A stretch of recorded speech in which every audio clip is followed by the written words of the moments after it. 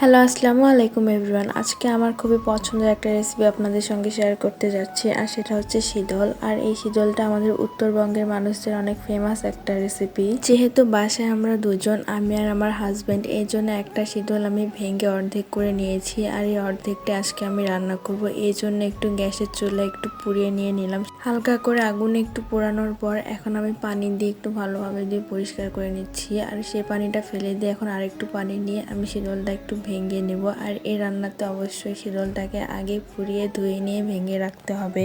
বাবার বাসায় যখন গিয়েছিলাম তখন আমার আম্মুর হাতের শীতল রান্নার রেসিপি আপনাদের সঙ্গে শেয়ার করেছিলাম। আর আজকে আমিও আপনাদের সঙ্গে শেয়ার করতে যাচ্ছি আমি কিভাবে রান্না করি। আশা করি আপনাদের ভালো লাগবে। প্রথমে চুলায় তেল দিয়ে এখন এর মধ্যে দিয়ে দিচ্ছি পেঁয়াজ কুচি, মরিচ কুচি এবং রসুন কুচি দিয়ে আমি একটু খুব ভালোভাবে তেলের সঙ্গে একটু ভাজা ভাজা করে নিব। আর একটু ভাজা ভাজা হয়ে গেলে এর মধ্যে আমি আগে থেকে গুলিয়ে রাখা শীতল শুটকি দিয়ে দিচ্ছি।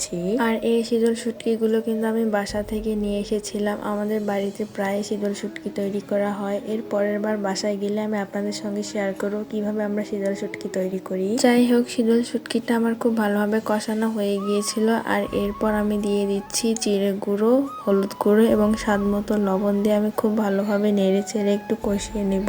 এই শীতল শুটকি অনেকভাবেই রান্না করা যায়। মাছ দিয়ে রান্না করা যায়, সবজি দিয়েও রান্না করা যায়, শীতল ভর্তাও করা যায়। কিন্তু আমি সবসময় যে রেসিপিটা করি শীতল দিয়ে সেটা আপনাদের সঙ্গে শেয়ার করছি। যারা বেগুন খেতে পছন্দ করেন তারা আমার মতো বেগুন দিয়ে এভাবে শীতল শুটকি রান্না করে খেয়ে দেখতে পারেন। আশা করছি অনেক ভালো লাগবে। শীতলটা আমার খুব ভালোভাবে কষানো হয়ে গিয়েছিল। আর এর মধ্যে আমি কুচি করে কেটে রাখা বেগুন দিয়ে দিলাম। আর বেগুনটা দিয়ে আমি খুব ভালোভাবে একটু নেড়ে চেড়ে মিশিয়ে নেব। বেগুন না খেতে চাইলে আপনারা এটা আলু দিয়েও করতে পারেন, কোনো সমস্যা নেই। আর অন্যদিন আমি আপনাদের সঙ্গে শীতল ভর্তা, মাছ দিয়ে শীতল রেসিপি সমস্ত কিছু আপনাদের সঙ্গে শেয়ার করব।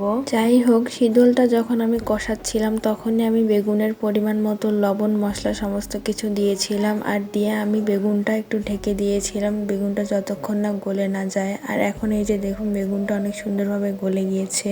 আর আমার শীতল রান্নাটা একদম কমপ্লিট হয়ে গিয়েছে। আর এখন আমি একটা বাটিতে নামিয়ে নিচ্ছি। যারা যারা কচু শুটকি খেতে পছন্দ করেন তাদের কাছে এই শীতলটা অনেক বেশি ভালো লাগবে, কারণ শীতলে কচু শুটকি দুটোই দেয়া থাকে। শীতল রান্না হয়ে গিয়েছে। আর এখন আমি একটু মাছ ভর্তা করে নেব আমার হাজবেন্ডের জন্য স্পেশালি। এই জন্য কড়াইটা পরিষ্কার করে এর মধ্যে আমি দিয়ে দিলাম সর্ষের তেল। আর এর মধ্যে আমি দুটো টাকি মাছ দিয়ে একটু ভেজে নেব এপিটোপিট। যে কোনো ভর্তার জন্য অবশ্যই সরিষার তেল দিয়েই ভাজবেন, তাহলে এই তেল দিয়ে যখন আপনি ভর্তা করবেন তখন অনেক বেশি টেস্ট হবে। যাই হোক, আমার মাছ ভাজাগুলো হয়ে গিয়েছে, এখন আমি নামিয়ে নিচ্ছি। আমি কিন্তু বেশি কড়া করিনি, হালকা করে ভেজে নামিয়ে নিয়েছি। যাই হোক, এরপর আমি মরিচ ভেজে নিলাম সরিষার তেলে, মাছ ভাজার তেলে আর কি। আর এরপর আমি পেঁয়াজ কুচি ভেজে নিব।